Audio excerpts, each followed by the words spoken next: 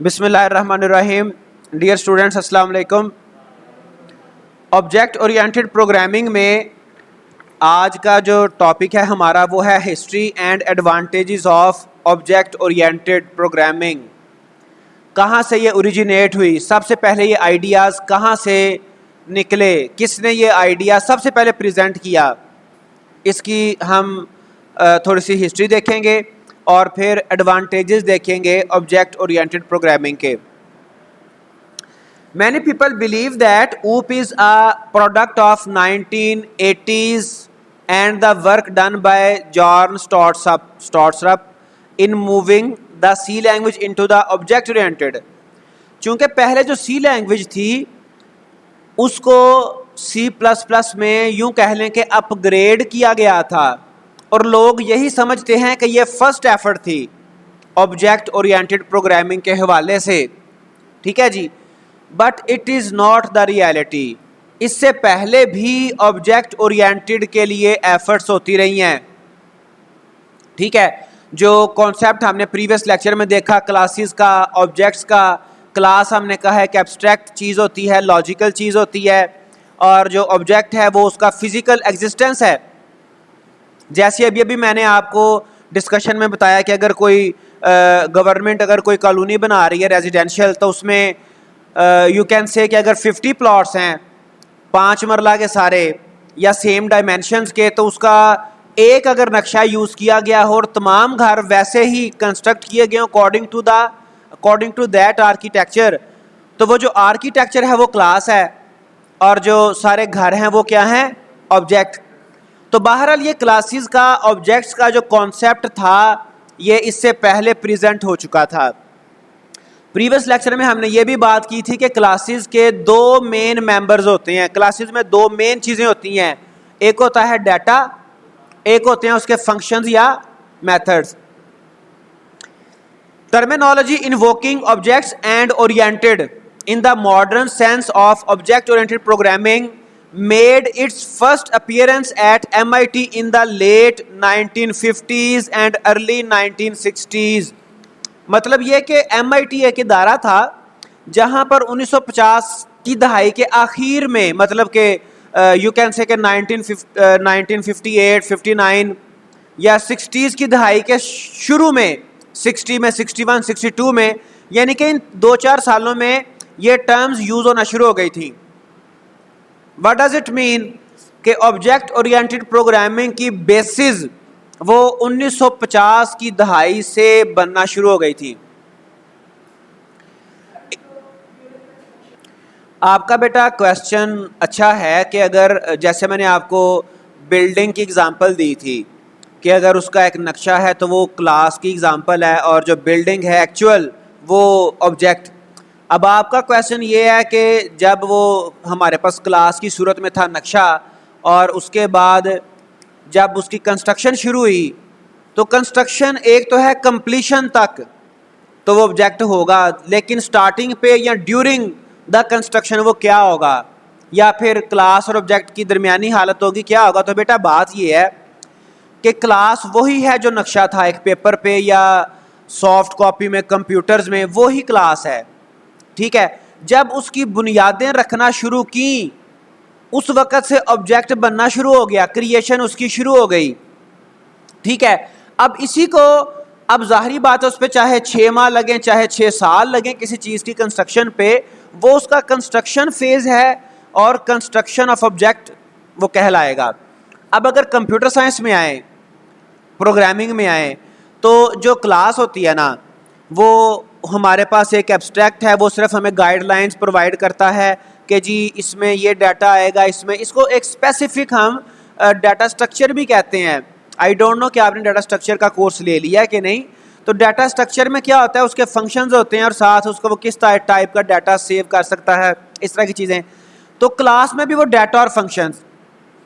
अब जब क्लास आपने बनाई, उसके बाद जब आप ऑब्जेक्ट बनाएंगे तो कंप्यूटर में भी जो CPU है वो उसकी एक फिजिकल कॉपी रैम के अंदर क्रिएट करेगा। फिजिकल कॉपी का मतलब क्या है कि वो रैम में प्रॉपर स्पेस कंज्यूम करेगा ऑब्जेक्ट। ठीक है, तो डेफिनेटली वहां पर क्लास से ऑब्जेक्ट बनने में कोई टाइम नहीं लगा, लेस देन अ मिनट उसका टाइम होगा। ठीक है, तो वो जो कंप्यूटर साइंस में कॉन्सेप्ट है वो बड़ी जल्दी से इम्प्लीमेंट हो जाता है, कंस्ट्रक्ट हो जाता है। ठीक है, अब देखें ना कि कुरान मजीद में आता है कि ज़मीन और आसमान, ये जो कायनात बनी है 6 दिन में बनी। अल्लाह ताला फरमाता है कुरान मजीद में, मैं कहता हूँ जब मैं किसी चीज़ का इरादा करता हूँ मैं कहता हूँ कुन फाया कुन, पास वो हो जाती है। तो लेकिन फिजिकल क्रिएशन में टाइम लगता है। तो कंप्यूटर साइंस में वो इतना सा कॉन्सेप्ट है क्लास का, छोटी क्लासेस हैं वो जनाब जल्दी से इम्प्लीमेंट हो जाती हैं फिजिकली। एनीवे, तो 1950s में ऑब्जेक्ट और ओरिएंटेड का वर्ड यूज होना शुरू हो गया था। In the environment of artificial intelligence group, ये एक और रिसर्च ग्रुप था, as early as 1960s object could refer to identified items, Lisp atoms को भी ऑब्जेक्ट कहा जाता था, विद प्रॉपर्टीज, उसकी प्रॉपर्टीज भी थी। यहां से भी पता चलता है कि 1960s के शुरू में ऑब्जेक्ट ओरिएंटेड प्रोग्रामिंग का कॉन्सेप्ट मैच्योर होना शुरू हो गया था, यानी कि वो कॉन्सेप्ट डिस्कस होना शुरू हो गया था। एलन के एक रिसर्चर थी, लेटर साइटेड या था, आई डोंट नो मेल और female. Alan Kay later cited are detailed understanding of Lisp internals as a strong influence on his thinking in 1966। उसके बाद 1966 में एलन के ने इस कॉन्सेप्ट को मजीद मैच्योर कर दिया। अब ये बिल्कुल जो है ना वो मैं हल्की फुल्की सी हिस्ट्री आपके साथ शेयर कर रहा हूँ। लिस्ट जो है इसने काफ़ी देर तक इसमें ग्रोथ होती रही, डेवलपमेंट होती रही, कई फीचर्स ऐड होते रहे। उसके बाद Ivan Sutherland's influential Sketchpad application was an early inspiration for OOP. It was created between 1961 and 1962 and published in his Sketchpad thesis in 1963। उसने कोई रिसर्च वर्क कर रहा होगा 1961 में, 62 में इस पे काम किया और 63 में उसका रिसर्च वर्क, उसका थीसिस पब्लिश हो गया, माइट बी फॉर पीएचडी। ठीक है जी, तो वो उसने अपना थीसिस पब्लिश कर दिया या फिर कोई रिसर्च पेपर भी हो सकता है। Sutherland defined notions of, notion कहते हैं terminology, notions of object and instance in his thesis. अब ऑब्जेक्ट फिजिकल कॉपी और इंस्टेंस भी फिजिकल कॉपी को कहा जाता है। कोई नहीं, कोई डिफरेंस नहीं है। इंस्टेंशिएशन कहते हैं क्रिएशन ऑफ ऑब्जेक्ट। ठीक है जी, instantiation is the process of creating object. तो इंस्टेंस और ऑब्जेक्ट सेम चीज के नाम है, मतलब सेम चीज के दो नाम है। जैसे मैं कहता हूं कि आपका नाम क्या है, मैं कहता हूं आपका इस्म गिरामी क्या है। अब इस्म भी नाम को कहते हैं, गो के वो अरेबिक का वर्ड है, और नाम भी नाम को कहते हैं, नाउन भी नाम को कहते हैं। The objects were data structures representing graphical images displayed on a oscilloscope screen and featured inheritance via dynamic delegates which Sutherland called masters in his thesis। तो ये उसी स्केच पैड की ही बात हो रही है कि उसमें उसने क्या कहा था, क्या क्या चीज़ें, क्या क्या कॉन्सेप्ट्स उसने यूज़ किए थे। The objects were data structures, उसके थीसिस में ऑब्जेक्ट्स डाटा स्ट्रक्चर्स थे। ठीक है जी, जो कि ग्राफिकल इमेजेस को रिप्रेजेंट कर रहे थे। उसके अलावा जो कि ये ऑसिलोस्कोप स्क्रीन के ऊपर कोई स्क्रीन होगी मॉनिटर टाइप का कोई, उसके ऊपर रिप्रेजेंट होते थे। और उसने इनहेरिटेंस को कैसे डिफाइन किया, वाया डायनामिक डेलीगेट्स। डेलीगेट्स कहते हैं to offer someone's duty to others. ठीक है जी, जिस तरह से आपको पता है क्लासेस में, कॉलेजेस में, यूनिवर्सिटीज़ में मैनेजमेंट अपने कुछ टास्क सीआर को डेलीगेट कर देती है मैनेजमेंट, कि ये काम सीआर ने करने हैं, क्लास के कुछ अरेंजमेंट्स। ठीक है, व्हाट इट मींस डेलीगेशन। ठीक है, management delegated some task to the CR in our college और यूनिवर्सिटी सेटअप। ठीक है, तो इनहेरिटेंस को dynamic delegates which Sutherland called masters in his thesis. तो ये यहाँ से कॉन्सेप्ट शुरू हो गए थे। Any object could become a master and additional instances of the objects were called occurrences.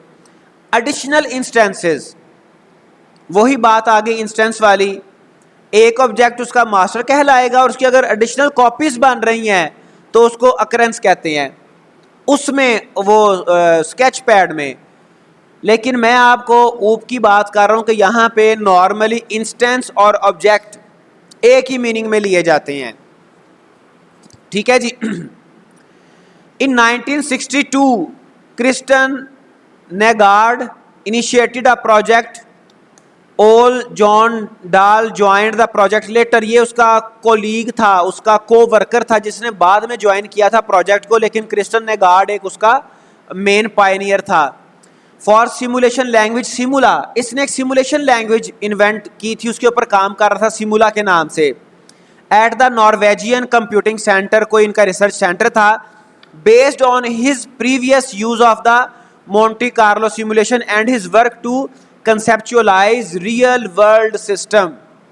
हम भी यही बात कह रहे हैं, आपको मैंने यही बताया कि जो ऑब्जेक्ट है वो रियल वर्ल्ड को कंसेप्चुअलाइज करता है। मैंने आपको लास्ट लेक्चर में भी ये कहा था, बताया था कि रियल वर्ल्ड का कोई भी कॉन्सेप्ट अगर आप कंप्यूटर पे मॉडल करेंगे, बनाएंगे, तो उसको हम कहते हैं ई सिस्टम, कॉमर्स, ई कॉमर्स, ठीक है जी, मेल खत भेजना, ईमेल, तो इस तरह से ई ट्रांसफर, बेशुमार जो भी कॉन्सेप्ट रियल वर्ल्ड का अगर कंप्यूटर पे इंप्लीमेंट होगा तो उसको हम ई के साथ रेफर करेंगे, ई फॉर इलेक्ट्रॉनिक, ठीक है जी।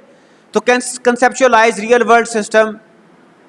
सिमुला introduced important concepts that are an essential part of OOP such as class, object inheritance and dynamic binding.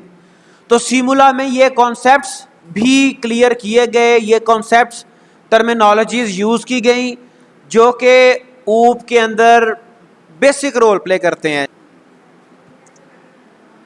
In the 1970s the first version of the Smalltalk programming language was developed at Xerox PARC by Alan Kay, Dan Ingalls and Adele Goldberg. तो इन्होंने ये small talk बनाई। अब इसमें भी ऊप के जो बेसिक्स हमें मिलती हैं।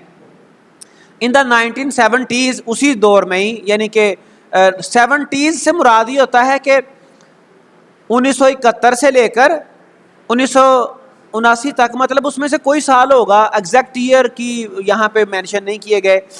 Small talk influence the Lisp community, चूँकि लिस्प के कई फॉलोअर्स थे, लिस्प एक ऊप लैंग्वेज थी और उसके कोई समझ लें फॉलोअर्स थे, उसके प्रैक्टिशनर थे, प्रोग्रामर थे। तो स्मॉल टॉक ने उनको इन्फ्लुएंस किया to incorporate object based techniques. किस तरह से? ऑब्जेक्ट बेस्ड टेक्निक्स के कारनामे बता के, कारनामे दिखा के, इसके फीचर्स के जरिए से। That were introduced to developers via the Lisp machine, जो कि लिस्प मशीन के जरिए से उन तक पहुंचे हुए थे। उन्होंने अपनी स्मॉल टॉक में भी ऑब्जेक्ट बेस्ड टेक्निक्स दिखाई कि यहाँ पे उससे बेटर टेक्निक्स हैं। Experimentation with various extensions to Lisp eventually led to the common Lisp object system which integrates object oriented programming and allows extensions via meta object protocol। तो इन पे कई सालों तक साल डेवलपमेंट होती रही। उसके बाद 1981, क्योंकि वो 1970s का दौर है, अब 1981 Goldberg edited the August issue of bite magazine, कोई मैगजीन था, रिसर्च मैगजीन। उसने उसका टॉपिक, इशू कहते हैं टॉपिक फॉर रिसर्च। जब कोई भी रिसर्च मैगजीन अपना टॉपिक रिलीज करता है तो उसे इशू कहते हैं। वो कहता है जी अब हमने, फॉर एग्जांपल आजकल कोरोना का अगर मतलब जा रहा है टाइम, तो जो मेडिकल साइंस के रिसर्च जर्नल्स होंगे, रिसर्च मैगजीन्स होंगे, वो इशू अपना जो है वो जारी करेंगे, अपना टॉपिक जारी करेंगे कि हमने इस टॉपिक पे रिसर्च पेपर्स एक्सेप्ट करने हैं। तो बहरहाल गोल्डबर्ग ने क्या किया, बाइट मैगजीन का जो इशू था वो एडिट किया। Introducing Smalltalk and object oriented programming to a wider audience, वो उसने ऑडियंस को अपना जो टॉपिक था वो इशू किया। In 1986 the association for computing machinery organise the first conference जिसमें डिफरेंट रिसर्चर्स आके अपने अपने आइडियाज प्रेजेंट करते हैं ऑन ऊप सिस्टम्स लैंग्वेज एंड एप्लीकेशन, जिसका फिर शॉर्ट इसी से हुआ ऊप एज इट इज, ये आ गया ऊप, सिस्टम्स आ गया एस, लैंग्वेज का एल आ गया, एप्लीकेशन का है ऊप स्ला, जो भी इसको एब्रीवेट कर लें। Which was unexpectedly attended by 1000 people. यहां से ये बताना चाह रहे हैं कि ये इतना फेमस हुआ उनका इशू, ये वाला टॉपिक इतना फेमस हुआ कि इसको उस दौर में 1000 लोगों ने अटेंड किया, 1000 रिसर्चर्स ने इसमें इंटरेस्ट शो की। ठीक है जी। इन 1981 in the mid 1980s Objective C was developed by Brad Cox who had used Smalltalk at ITT। ये एक अमेरिकन मैन्युफैक्चरिंग कंपनी थी जहां पर उन्होंने ऑब्जेक्टिव सी बनाई ब्रैड कॉक्स ने, और ये जो मैन्युफैक्चरिंग कंपनी थी ये कई डिफरेंट बड़ी बड़ी व्हीकल्स, इवन जो एरोस्पेस शिप्स हैं उनके लिए मैन्युफैक्चरिंग करती थी। Furthermore in 1980s जॉर्न स्टॉस्ट्रप who had used Simula for his PhD thesis eventually went to create the object-oriented C++। अब यहाँ पर आके वो C++ आती है जहाँ से हमने कहा था कि लोग ये समझते हैं कि C++ was the first attempt of OOP, ऐसा नहीं है।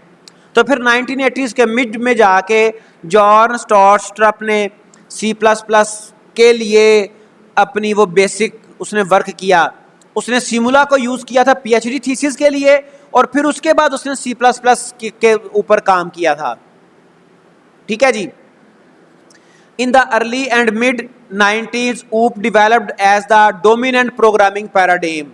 तो 1990s में ये डोमिनेट कर गई थी मार्केट को, मतलब ये कि इसके काफ़ी ज़्यादा फॉलोअर्स। डोमिनेट से क्या मुराद है, मतलब कि अगर किसी मार्केट में, किसी कंट्री में, किसी जगह पर कोई प्रोडक्ट बहुत ज़्यादा सेल हो रही हो, किसी के बहुत ज़्यादा फॉलोअर्स हों, लवर्स हों। देखें ना आजकल हमारे कोल्ड ड्रिंक्स में, नाम मैं कोई भी नहीं लेता, लेकिन आपको पता है डोमिनेट कौन कर रहा है। ठीक है जी। और कई चीज़ों में these included visual FoxPro 3.0 and Delphi. तो उस वक्त ऊप पैराडाइम के ऊपर ये प्रोग्रामिंग लैंग्वेजेस इनके ऊपर काम हुआ। Its dominance was further enhanced by the rising popularity of graphical user interface। फिर OOP की डोमिनेंस में एक और फीचर ने बड़ा अहम रोल प्ले किया, that was GUI, graphical user interface. पहले कमांड लाइन इंटरफेसेस थे, पहले इस तरह से मेन्यूज, विंडोज, स्क्रीन्स नहीं होती थी, सिर्फ टेक्स्ट फॉर्मेट में इंटरफेसेस होते थे, स्क्रीन्स होती थी। तो GUI ने OOP को यूं समझ लें कि 4 चांद लगा दिए। Languages called pure object oriented languages because everything in them is treated consistently as an object from primitives such as characters and punctuations all the way up to whole classes, prototypes, blocks, modules। वो वाली languages pure object oriented कहलाती हैं जिसमें हर चीज़ इसी से related हो, मतलब characters, punctuation. Character कहते हैं हर लैंग्वेज का करैक्टर सेट होता है। हाई लेवल लैंग्वेजेस में अल्फाबेट्स करैक्टर सेट का डेफिनेट पार्ट होते हैं, उसके अलावा कुछ स्पेशल करैक्टर्स आ जाते हैं। ठीक है जी। तो जिसमें सब कुछ क्लासेस, प्रोटोटाइप, ब्लॉक्स, मॉड्यूल सब कुछ OOP के ऑब्जेक्ट ओरिएंटेड के अकॉर्डिंग हो, वो प्योर OOP कहलाती हैं। इसकी एग्जांपल्स क्या क्या हैं, रूबी है, स्केला है, स्मॉल टॉक है, ईफल है, एमराल्ड है, जेड है, सेल्फ है, रैकू है।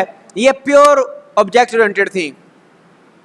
Languages designed mainly as OOP, शुरू पे OOP थी but with some procedural elements. Examples Java शुरू पे OOP के तौर पे बनाई गई थी, बाद में उसमें प्रोसीजरल एलिमेंट्स भी दाखिल किए गए। Python, C#, Delphi, object pascal, VB.NET, ये शुरू पे ऑब्जेक्ट ओरिएंटेड थी लेकिन बाद में इनमें प्रोसीजरल एलिमेंट्स भी इंक्लूड किए गए थे। Languages that are historically procedural but have been extended with some OOP features examples PHP, Perl, Visual Basic, MATLAB, COBOL 2002, Fortran 2003, ABAP, एडा 95 पास्कल। लैंग्वेजेस डिजाइन मेनली, अच्छा ये हो गया, sorry. Now up till now we have discussed history of object oriented. So the next topic of today is advantages of OOP. तो advantages तो इसके बेशुमार हैं। जब भी हम एडवांटेजेस की बात करते हैं तो सम टाइम कंपैरेटिव डिस्कशन होती है, ठीक है। अगर कोई चीज़ बेटर है तो उसको हम रिलेटिव कॉन्सेप्ट में डिस्कस करते हैं। मिसाल के तौर पे मैं कहता हूँ बाइक जो है वो एक तेज़ सवारी है, तो व्हाट डज इट मीन कि वो कार से तेज़ है या वो एरोप्लेन से तेज़ है। इसका मतलब ये है कि वो साइकिल से तेज़ है या पैदल चलने से ज़्यादा तेज़ है। तो बहरहाल ऊप के कुछ एडवांटेजेस हैं। There are many advantages of OOP as this is one of the core development approach, जिसे पैराडिम कहते हैं, which is widely accepted. Let's see what the advantages OOP offers to its users or its developers.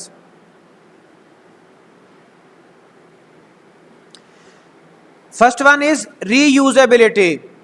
Reusability कहते हैं किसी चीज़ को बार बार use करना, और यहाँ पे reusability से मुराद यह develop once and use it again and again, ठीक है।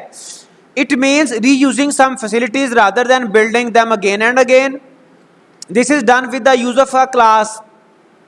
हम क्लास बनाते हैं, उसको फिर यूज करते हुए ऑब्जेक्ट्स बनाते हैं, ठीक है जी। We can use it as many times as we need. Code maintenance, ये बिल्कुल जो ना वो थोड़े थोड़े चीज़ें एक्सप्लेन की गई हैं। This feature is more of a necessity for any programming languages. It helps users from doing rework in many ways. Rework नहीं करना पड़ता। अब इसमें एक मॉड्यूलर अप्रोच है। हम जो मोस्ट कॉमन फीचर्स हैं वो एक क्लास में, यानी कि क्लास एक बनाते हैं जिसमें मोस्ट कॉमन फीचर्स होते हैं, फिर और क्लासेस बनती हैं जो कि उसकी चाइल्ड होती हैं, या फिर यूं कह लें कि वो क्लासेस इस मेन क्लास को एक्सटेंड करती हैं, इस मेन क्लास को पेरेंट के तौर पे एक्सटेंड करती हैं, और उसके जो फीचर्स हैं कॉमन फीचर्स वो उसमें आ जाते हैं। तो बहरहाल इस तरह से कई तरीकों से रीवर्क से बचा जाता है यहाँ पे। It is always easy and time saving to maintain and modify the existing codes by incorporating new changes into them. तो फिर एग्जिस्टिंग कोड में नई चेंजिंग्स करना वो तब ही बेनिफिशियल होगा, तब ही वो रीवर्क से बचाएगा जब काम हमने सिस्टमैटिक किया हो, जब हमें अपनी फ्यूचर यूजेज का पता हो, जब हमने एनालिसिस किया हो। मिसाल के तौर पे एक बंदे के पास जो है वो लैंड है, यू कैन से हमारे जो सोसाइटी है उसके अकॉर्डिंग उसके पास एक केनाल जगह है, वो उसमें से एक केनाल में से 20 मरला में से वो कोई 4-5 मरले के ऊपर बिल्डिंग खड़ी कर लेता है, रेजिडेंशियल बिल्डिंग वो बना लेता है, और उसे पता है कि अगले आने वाले चंद सालों में मेरी जो डिमांड है, जो मेरी रिक्वायरमेंट है वो बढ़ जानी है, तो उसको वो डिज़ाइन ऐसे करता है। अब यहाँ पे अक्सर औकात वर्ड यूज़ होगा इंटरफेस, ठीक है, तो स्टूडेंट्स को कन्फ्यूजन होती है कि इंटरफेस क्या है। अब वो ऐसे बिल्डिंग डिज़ाइन करता है, उसके गेट, उसके डोर ऐसी जगह पे लगाता है कि जब वो इस बिल्डिंग को एक्सटेंड करेगा, पहले 5 मरला थी अब 10 मरला पे लेके जाएगा, तो उसमें उसके इंटरफेसेस में उसके गेट्स में चेंजिंग नहीं करनी पड़ेगी, तो फिर उसको बंदा एक्सटेंड कर लेता है। लेकिन अगर बगैर प्लानिंग के पहले उसने 5 मरले, वो जिन पंजाबी कहते हैं छत ली है, हुन कहता जी मैंने वधावा इसको ज़्यादा करूँ, अब हो सकता है उसे डिमोलिश करनी पड़े, क्योंकि पहले उसने सोचा ही नहीं था कि इसको मैं कैसे एक्सटेंड करूँगा। तो एक्सटेंड भी तब ही होगा जब उसको पहले प्लानिंग के साथ बनाया गया होगा। तो आगे एक इसका फीचर आएगा एडवांटेज में, कि इसके एक एडवांटेज में ये बात भी शामिल है कि इसको बड़ा सोच समझ के इसका डिज़ाइन बनाया जाता है। इस पे अच्छा खासा टाइम लगता है, फिर वो जो टाइम लगाया गया होता है वो फिर हमें पे बैक करता है। Security with the use of data hiding, data को हाइड कर लेते हैं using access specifiers private. Access specifier use होते हैं प्रोग्रामिंग लैंग्वेज में, आपने सी में भी पढ़े होंगे, पब्लिक प्राइवेट, ठीक है जी। यहाँ पे पब्लिक प्राइवेट प्रोटेक्टेड भी है, ठीक है। तो ये क्या करते हैं, ये बताते हैं कि कौन सा डाटा पब्लिकली यूज किया जा सकता है, कौन सा डाटा पब्लिकली यूज नहीं किया जा सकता। फिर प्रोटेक्टेड एक और कीवर्ड है, वो भी लेटर ऑन देखेंगे। तो जब हम किसी डाटा मेंबर को प्राइवेट बना देते हैं, now that member is just accessible by his class. Class के अलावा, क्लास के फंक्शंस के अलावा कोई और कोड उसको डाटा को, प्राइवेट डाटा को एक्सेस नहीं कर सकता। That is the way C++ और OOP achieve security. Another way abstraction, ठीक है जी। एब्स्ट्रैक्शन एक और तरीका है सिक्योरिटी का। We are filtering out limited data to exposure. हम थोड़ी सी चीजें एक्सपोज करते हैं, दूसरों को थोड़ा कुछ दिखाते हैं। We are maintaining security and providing necessary data to view. Security को मेंटेन करते हुए बहुत इंपॉर्टेंट डाटा सिर्फ दिखाते हैं। मिसाल के तौर पे आपने ये सुना होगा, मैं आपको ये उसकी एग्जैक्ट अंडरस्टैंडिंग नहीं है, मैं सिर्फ एक एग्जांपल देने लगा हूं कि आपने सुना होगा जो आइसबर्ग होता है, क्या होता है iceberg? If someone can explain. Iceberg होता है कि समंदर में दरिया का कोई टुकड़ा टॉप पे नजर आ रहा होता है, ठीक है। आइसबर्ग के बारे में ये फेमस है कि वो जितना समंदर के सरफेस के ऊपर नजर आता है ना, उससे कई गुना ज्यादा वो समंदर के अंदर होता है। फिर एब्स्ट्रैक्शन की एग्जांपल मैं आपको एक और देता हूं। गाड़ी, बाइक आप सब चलाते हैं, हम गाड़ी पे ब्रेक लगाते हैं, पुश करते हैं, हम एक्सीलेटर यूज करते हैं, हम उसका क्लच यूज करते हैं।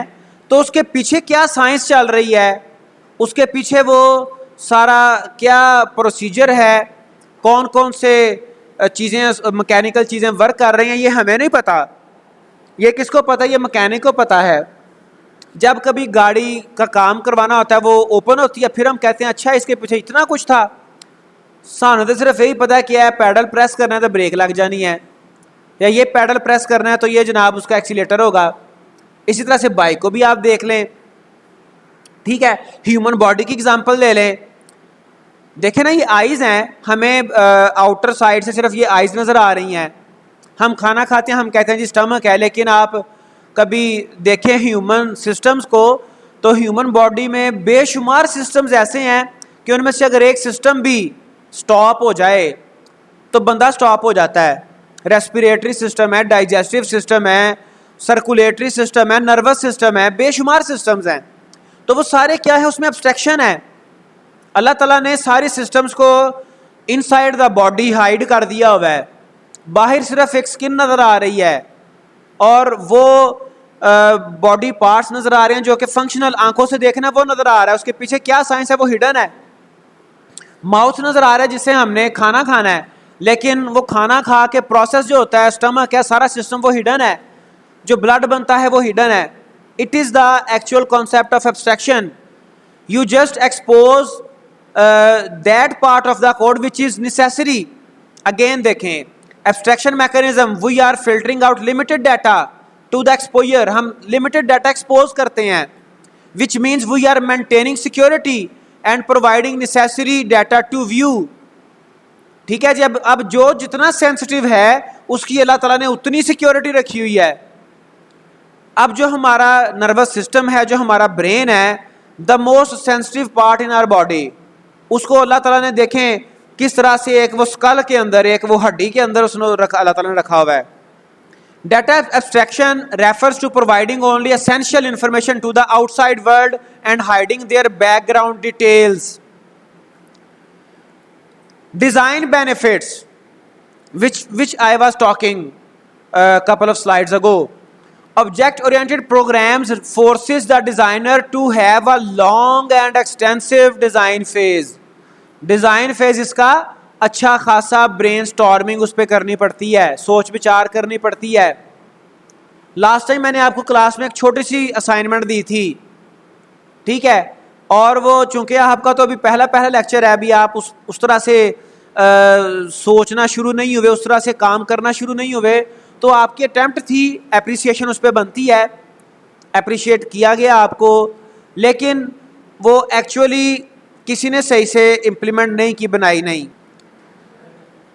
तो इसमें एक लंबा टाइम लगता है, एक्सटेंसिव कहते हैं जिस पे अच्छी खासी सोच विचार होती है, बहुत ज़्यादा, which results in better designs and fever flaws, जिसके बाद फिर हमारे पास फ्लॉज बहुत कम रहते हैं। मैंने आपको एग्जांपल दी, जैसे घर है, लैंड है एक कैनाल की, तो जब पहले से सोचा होगा सब कुछ, फिर उसमें फ्लॉज कम आएंगे। जब आपने बिल्कुल हैपहैज़र्ड्स में जल्दी से उसको कंस्ट्रक्ट कर लिया, बाद में फिर आप देखोगे कि ये तो अब इसको एक्सटेंड करना है, तो अब सारा डिमोलिश करना पड़ रहा है। In OOP we have to focus on classes, objects, data abstraction, inheritance, polymorphism, encapsulation.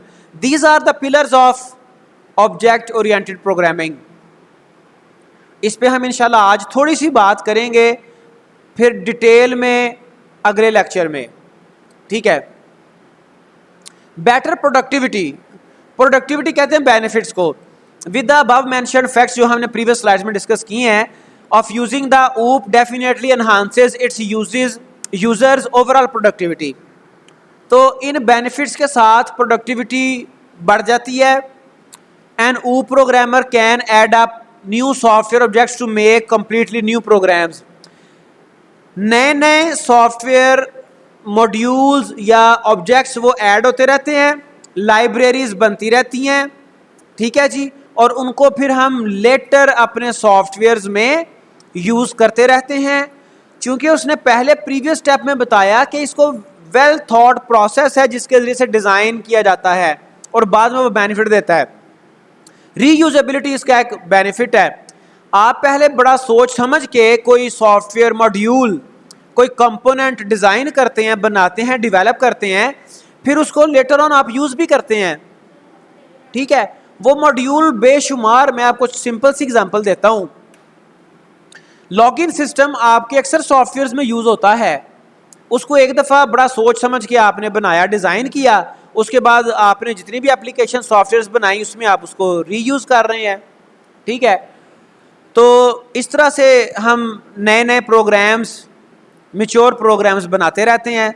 It is the concept of better productivity. A good number of libraries जो कि हम स्ट्रीमलाइन मॉड्यूल्स कर लेते हैं, चीज़ें मैच्योर कर लेते हैं, ठीक है जी, with useful functions make it possible. तो उससे ये सारी प्रोडक्टिविटी को अचीव करना पॉसिबल हो जाता है। Problem solving, next is easy troubleshooting. Many times something has gone wrong, कोई एरर आ जाता है प्रोग्रामिंग में, which later becomes so brainstorming, उसके लिए बड़ा सोच विचार खपना पड़ता है। For the developers to look where the error is. Working with OOP language you will know where to look for errors. आसान है ट्रबल शूटिंग। डिबगिंग, यहाँ पे ट्रबल शूटिंग से मुराद डिबगिंग है, जो टर्म यहाँ पे प्रोग्रामिंग में यूज होती है, but the concept is same as troubleshooting, to find the problem and solve it. Find, यहाँ पे find the errors and remove it. आगे problem solving, decomposing a complex problem into smaller chunks और discrete components is a good practice. The broken components can be reused in solutions to different other problems, or either they can be replaced by the future modules that relate to the same interface with implementation details. अब यहाँ पे interface और implementation detail मैंने आपको simple सा बताया था, design में जो एग्जांपल दी थी कि जो बिल्डिंग में गेट्स होते हैं, जो डोर्स हैं, वो इंटरफेसेस हैं, ठीक है। तो प्रॉब्लम सॉल्विंग हम यहाँ पे कैसे उसको प्रॉब्लम को छोटे पार्ट्स में डिवाइड करते हैं। अब आगे हम थोड़ा सा प्रॉब्लम सॉल्विंग को डिटेल में देखते हैं। Object oriented problem solving approach is very similar to the way a human solves daily problems. It consist of identifying objects. Objects identify किए जाते हैं हमारे प्रॉब्लम डोमेन के। लास्ट लेक्चर में हमने कहा था कि जो हमने प्रॉब्लम सॉल्व करनी है उसको क्या कहते हैं? Mini world, universe of discourse. तो हम उस universe of discourse mini world के क्या करते हैं? ऑब्जेक्ट्स आइडेंटिफाई करते हैं। And how to use these objects in the correct sequence to solve the problem. फिर हम ये डिसाइड करते हैं कि इन ऑब्जेक्ट्स ने किस सीक्वेंस के साथ एक दूसरे के साथ इंटरेक्ट करना है, कब कब क्या क्या इंटरेक्शन होनी है। फिर उससे हम पूरा एक प्रॉब्लम को सॉल्व करने का मैकेनिज्म डिजाइन करते हैं।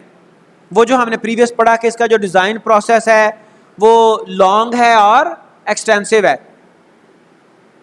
इन other words, object oriented problem solving can consist of designing objects whose behaviour solves a specific problem. अब यहां से देखें ऑब्जेक्ट डिजाइन करने से मुराद क्या है।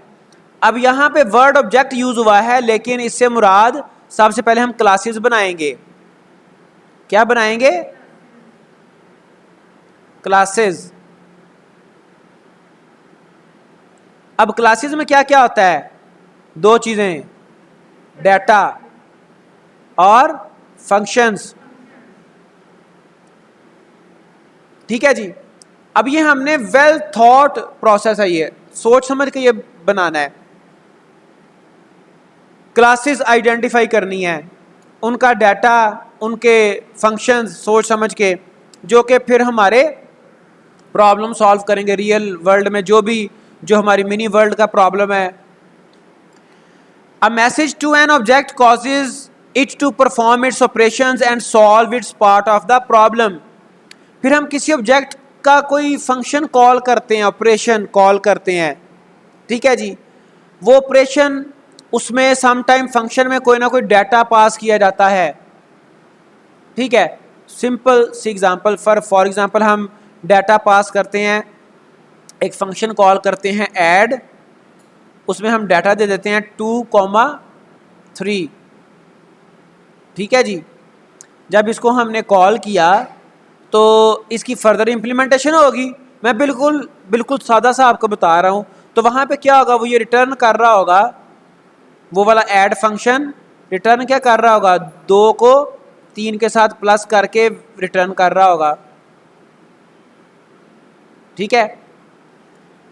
हमने एडिशन करना था, दैट वाज अ प्रॉब्लम, तो हमने उसके एक ऑपरेशन को कॉल किया, उसने सॉल्व कर दिया। The object-oriented problem-solving approach is general, can be divided into 4 steps. Identify the problem. Identify the objects needed for the solution. जब भी object की बात होगी, that means classes and objects. Classes and their instances. Identify messages to be sent to the objects and create a sequence of messages to objects that solve the problem. ये उसका पूरा एक problem solving mechanism है। किस किस तरह से हम उसका मैसेज भेजेंगे, उसको कॉल करेंगे, और उसका एग्जैक्ट सीक्वेंस क्या होगा, ये इसका 4 स्टेप प्रोसेस है। फिर उसके बाद थोड़ा सा ये है कि जो हमारे ऑब्जेक्ट के एडवांटेजेस जो थे हमने डिस्कस किए, वो एडवांटेजेस ऑब्जेक्ट ओरिएंटेड प्रोग्रामिंग के पिलर्स की बेस पे हैं। वो पिलर्स क्या हैं? इन ऑब्जेक्ट ओरिएंटेड प्रोग्रामिंग का class is a blueprint for creating objects. Blueprint कहते हैं आर्किटेक्चर को, स्ट्रक्चर को, ढांचे को, जो कि ऑब्जेक्ट बनाने के लिए इस्तेमाल होता है। Providing initial values for state, उसकी एक इनिशियल स्टेट होगी। स्टेट से मुराद क्या है? उसके डाटा मेंबर्स होंगे, variables, attributes and implementation of behaviour. फिर उसका कोई बिहेवियर होगा। बिहेवियर से क्या मुराद है? उसके फंक्शन, उसके मेथड। ठीक है जी। अब इसमें क्लासेस और ऑब्जेक्ट से क्या मुराद है? Attributes and methods are basically attributes data, methods functions are basically variables and functions that belongs to the class. These are often referred to as a class members. इनको क्लास मेंबर्स कहा जाता है। अ class is a user defined data type. अब data structure अगर आपने पढ़ा हो, data type आपने डिटेल से देखी हो, तो ये जो क्लास है ये यूजर डिफाइंड डाटा टाइप है, डाटा स्ट्रक्चर है, जिसमें यूजर ये डिफाइन करता है कि इसमें डाटा एट्रीब्यूट्स क्या क्या हैं और उन एट्रीब्यूट्स पे हम क्या क्या ऑपरेशन परफॉर्म कर सकते हैं। That we can use in our program and it works as an object constructor और a blueprint for creating objects. जैसे ये देखें, ये क्लास है, डिजाइन है, ये ऑब्जेक्ट्स हैं। फिर अगर डिफरेंट जो हमारे पास मैन्युफैक्चरर हैं, डिफरेंट अगर ब्रांड्स है, ऑडी है, निसान है, वॉल्वो है, तो उनका बेसिक स्ट्रक्चर, बेसिक फीचर्स तो सेम होंगे, ठीक है। कुछ एडिशनल चीजें होंगी, कुछ एडिशनल क्वालिटी होगी, बात समझ आई। फिर कुछ और ऊप के बेसिक पिलर्स हैं, कॉन्सेप्ट्स हैं, डाटा एब्स्ट्रैक्शन है, पॉलीमॉर्फिज्म है, एनकैप्सुलेशन है, इनहेरिटेंस है। ये सारे कॉन्सेप्ट्स इंशाल्लाह ताला हम अगले लेक्चर में देखेंगे। आज के लिए इतना ही। टेक केयर, अल्लाह हाफिज़।